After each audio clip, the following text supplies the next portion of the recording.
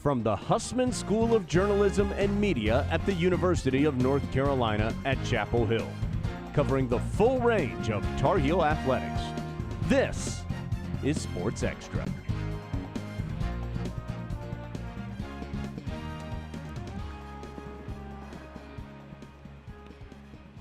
Two important words define Carolina men's and women's basketball: free and three. Emma, I'm sure you're talking about UNC making up for missed free throws with the so many made three-pointers. Good morning and welcome to the first installment of Sports Extra for the spring semester. I'm Emma Kane. And I'm Molly Malik. Thanks for joining us. After a dismal California road trip when UNC men's basketball dropped games to Stanford and Cal, the Tar Heels headed back to the Smith Center on Wednesday, hoping to bounce back against Notre Dame.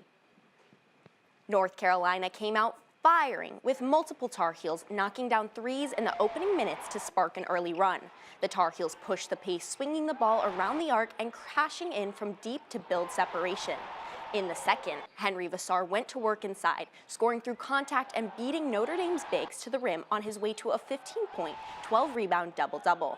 Freshman Derek Dixon has really come on strong lately. He added 11 points both in the paint and beyond the arc. Caleb Wilson even chipped in with a smooth mid-range fadeaway and brought the Dean Dome to its feet with a powerful dunk.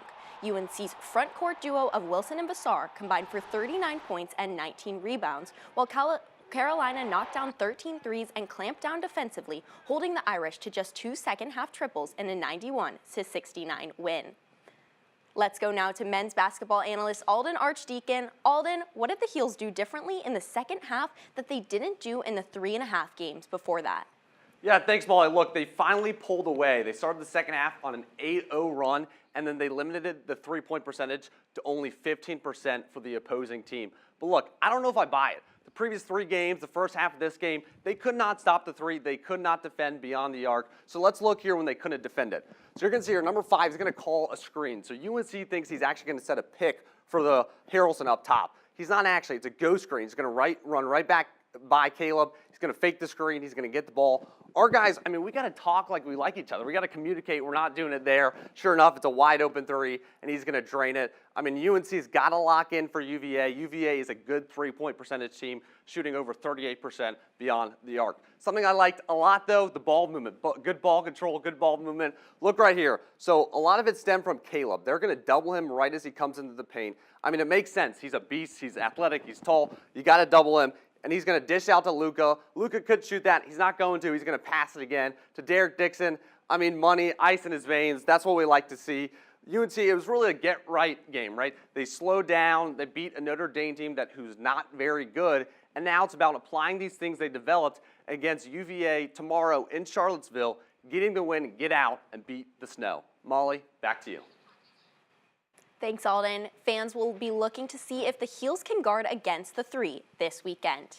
And the men's basketball team will now face number 14 Virginia tomorrow in Charlottesville. Carolina holding Notre Dame to only 69 points gives hope for the defense moving forward after losses to SMU, Stanford, and Cal on the road, allowing each of them to shoot more than 50% from three. It will be interesting to see how the Heels defend against UVA's three-point offense that's shooting at 37% clip. And for the women, last night the Tar Heels traveled to the Peach State for an important ACC matchup against Georgia Tech. North Carolina came out strong in the defensive end of the court, even as the offense end was slow to get hot. After a tight back and forth against the Yellow Jacket, the Heels pulled away in the third quarter, led by Alina Onarsala, who scored 10 points off the bench. Sierra Toomey made her presence felt with 3 blocks and 15 rebounds, swarming the Yellow Jackets' shot attempts. Sports Extra owned Nyla Harris scored her 1,000th career point against Tech. This 54-46 win for UNC is now 16-5 overall. It was a spectacular night for one of our Tar Heels. Let's go to Reed Weichel to break down last night's road win. Thanks, Emma. I'm joined today by senior forward and Sports Extra's one and only Nyla Harris. Thanks for being here, Nyla. Thank you, Reed, for having me. Congratulations on your 1,000th career point, Thank you. and congrats on the road win down in Atlanta. Yes, thank you so much. No, it's an honor, and I can't thank God more than enough for this milestone in my career. And what better way to get the dub as well, so. Absolutely. It obviously has to be special hitting quadruple digits for your college career. Yeah. Did you know how close you were to such a big milestone heading into the game? You know, honestly, I didn't know how close I was. My dad kind of gave me the heads up. I saw it somewhere on the UNC website under women's basketball that it was like a milestone tracker for me, that I was somewhat close, but I didn't know it was going to come this quick. And honestly, I just played my game and it just happened, and I can't be more grateful than enough for this at all. So, yeah. Absolutely. Well, we've got the special play right here. Walk me through your moves to get this bucket. Yeah, I think I'm a great high-low player. We offensively really like to go high-low. So I think here Zero was trying to bank on having her reverse the ball so that I couldn't get the ball. But India is such a great passer that she kind of pinpointed that there was no help side defense on the backside, and it left me wide open for a layup. So yeah, that's really what happened. And it wasn't just the offensive end where we saw your skills. Yeah. You recorded a big block as well. Yeah. Talk us through that one. Yeah, we do switch 1 through 4 a lot because I'm so well with guarding the guards. I can guard 1 through 5, and with us being able to do that, it's very hard to be playing against a team that the 5 or the 4 can guard a guard as well. And because of my size and how long I am, I think she thought she had the lane, but she really didn't. And she exposed the ball. That's basically what happened. She exposed the ball, made it easy for me to block the shot. And prior to that, I had to cut my shots blocked a couple times, so I had to get my get back for real with that one. So, yeah. And we love seeing the get back. It's always great when those big plays go hand in hand with a Tar Heel win. 100%, Reed. Congrats, and good luck against Syracuse this weekend. Thank you so much. Back to you at the desk. Thanks, Reed. And Nyla, I'm expecting a strong start to your 1,000 points on Sunday, where UNC will take on the Syracuse Orange in Carmichael Arena. After a wobbly start to the new year, the Tar Heels have found their footing with 2 wins in the Sunshine State last weekend against Miami and Florida State, and snagging that win against Georgia Tech last night to make it 3 in a row. Carolina dominated in their game against Florida State, leading for nearly the whole contest and clocking a respectable 36% from the three-point line. Led by senior guard Layla Filia, the Orange have lost only 3 games this season. Still, with the home court advantage and a strong defense front, the Heels hope to keep the winning streak going. But Molly, we know the impact sports can have, especially on a city. I cannot imagine what Denver's going to be like. Well, as you said, Emma, I am from Denver, and I am a Denver Broncos fan. Let's just get that straight really quickly. You know, I was raised against the Patriots, so although Drake May will be with the Patriots this weekend, I'm rooting for the Broncos all the way. I mean, you did mention it. We got Drake May, UNC quarterback, now with the Patriots. I'm excited to see what he's going to pull out this weekend. Absolutely. But with that, Drake May and the Patriots will be traveling to the Mile High City to take on the Denver Broncos this weekend, with the trip to Super Bowl 60 on the line. Leading the offensive charge last week with nearly 200 total yards and 3 touchdowns, May will be looking to do much of the same this Sunday. The MVP candidate has been playing lights out through the winter months and is now hoping to continue the streak and ice the Denver defense in this classic AFC Championship matchup. I mean, Molly, my dream car is the Bronco, but I gotta say, you've made the wrong pick. I spent the entire summer in Massachusetts, and we have a UNC quarterback, Drake May, like you said, MVP contender at the helm. So, I mean, my pick has gotta be the Patriots. You know, that's fair, Emma. I do love to see Tar Heels in the pros, but in the meantime, we also have Tar Heels shining here back at UNC. And it is great to see current Tar Heels shine like Chloe Humphrey, who is already helping women's lacrosse win awards before the season has even begun. Star attacker Chloe Humphrey had a stellar summer, winning 2 gold medals with Team USA at the Pan American Championships and World Games. She also took home MVP honors in the Atlas Cup. Humphrey is coming off an amazing 90-goal season last year as a freshman. Chloe and the Tar Heels kick off their season on February 7th against James Madison, looking to win the program's first consecutive national championships. And speaking of championships, the 2025-26 Learfield Directors Cup fall standings are out, and it's good news. After landing at the top of the rankings last fall, UNC went back-to-back, claiming the #1 spot after last semester, with the field hockey program leading the Tar Heels in points. And with that, you know, Emma, we saw that the Tar Heels had a bunch of teams in the postseason except for football. I mean, Football, that's a story we don't talk about. We've moved on, but volleyball has 3 players returning for a 5th season. I know we just finished fall sports, but I'm kind of already ready and excited to see what they do. Pretty spectacular, but I think our fans are going to be looking to see how winter sports fare as well. And honestly, spring is right around the corner, and so is baseball season. Eliza Jennings sat down with Inside Carolina's Grace Nugent to talk about her love of the sport and working alongside the team. For many sports fans, the passion for the game doesn't leave the stands. But for Grace Nugent, her lifelong love of baseball is just kickstarting her career. Past about 2.5, 3 years, I have worked for Inside Carolina, and they brought me in to do a lot of the baseball coverage.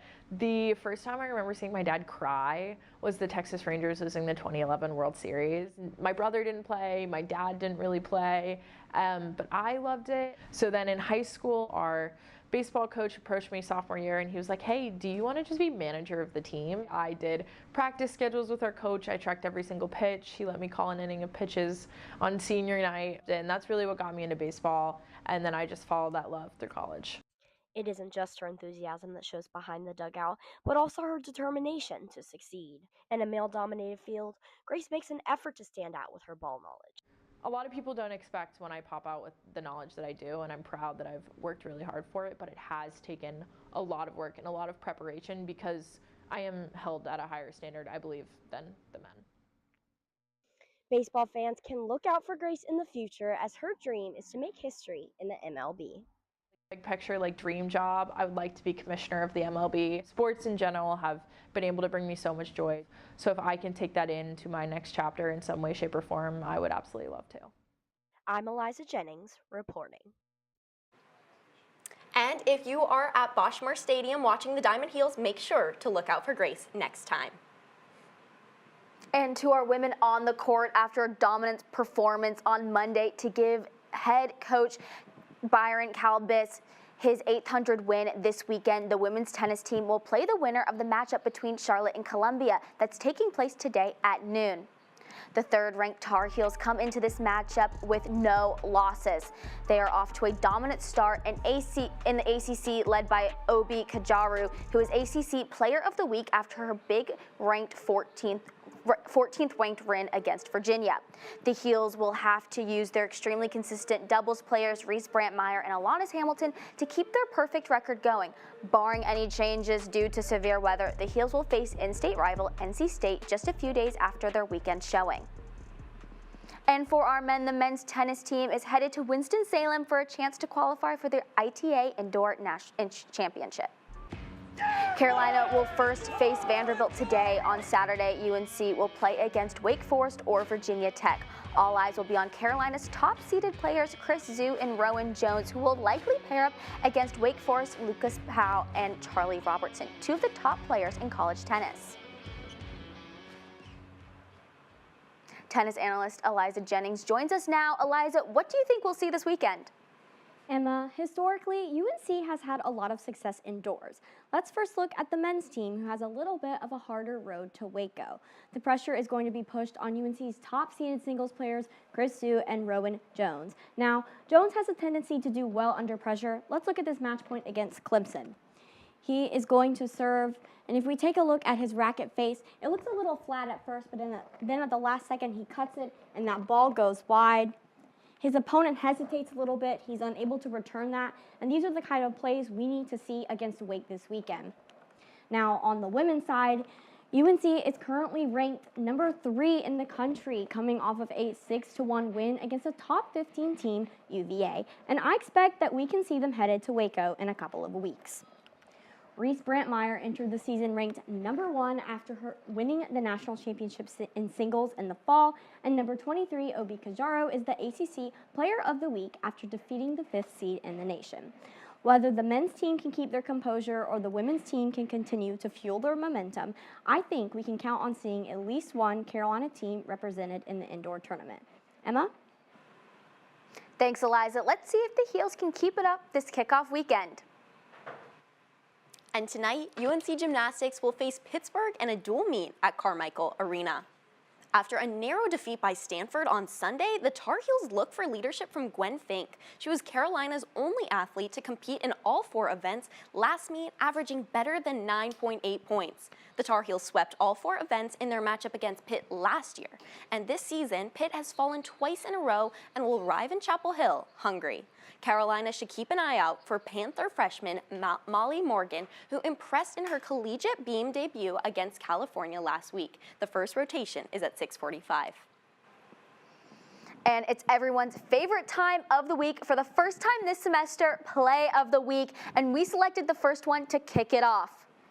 We have standout freshman Caleb Wilson, who showed his versatility on both ends, swiping the ball and then exploding for a monster slam against Notre Dame. Wilson just keeps finding his place above the rim for the Tar Heels, and we know the fans love it. Be sure to tune in next week and vote on our Instagram to make your voice heard for Play of the Week. Well, some stars dunk and some stars spike, but honestly, some stars shine the very brightest when they cheer on their teammates. Sports Extra's Zoe Barrett tells us more about her teammate, Erin Curtis, who honestly, I would love to meet. Before Erin Curtis ever put on a Carolina jersey, she was a fan in the stands. For every single home game with my dad, I had the exact same seat that I would sit in every single game. He'd drop me at the front door so I could run in and get my seats, and that was the best seat in the house to catch a ball when the team threw it out. Now she's the person that's throwing volleyballs out to these little kids and wearing a Carolina uniform, and she has embraced like every part of being a Tar Heel.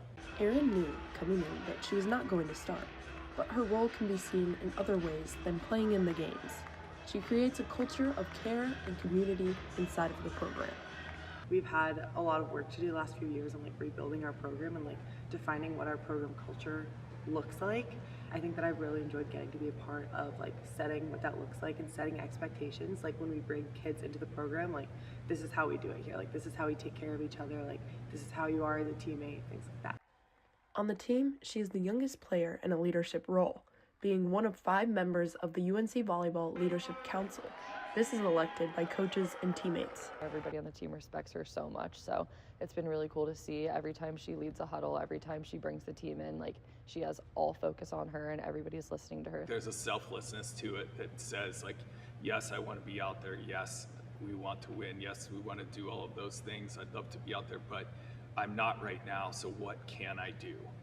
And like you hear Erin's voice, you see it in her posture, you see how into every rally that she is. I'd love to be ACC Player of the Week. Like, yes, that would be a dream. But also, like, I would love to be able to come back for Alumni Weekend and have people remember who I was as a teammate. And when she eventually leaves Carolina, Erin hopes her legacy isn't about playing time, but about the standard she set as a teammate, as a friend, and as a leader.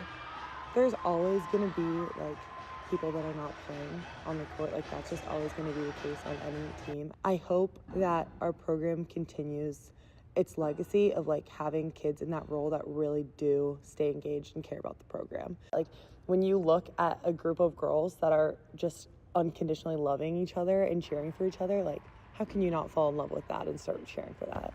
Erin Curtis is a prime example of what UNC Volleyball's culture looks like. However, her legacy is not going to end with her. Love each other, love the game, love Carolina. For Sports Extra, I'm Zoe Barrett, reporting.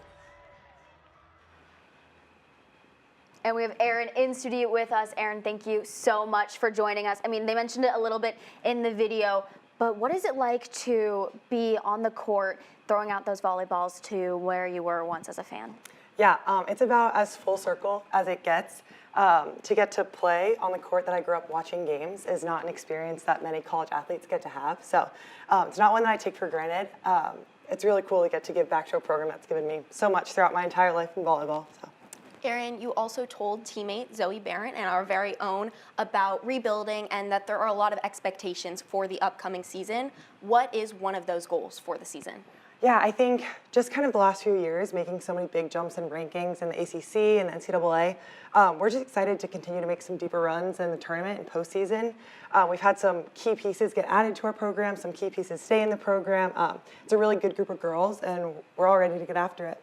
Honestly, Emma, I think that everyone needs an Aaron Curtis in their life. I mean, I agree, Molly, and I can totally be that for you, except for this weekend because my money is still on Drake May. Well, that does it for this edition of Sports Extra. If the university is open, we will be back on Monday with all the highlights from another exciting weekend of Carolina athletics.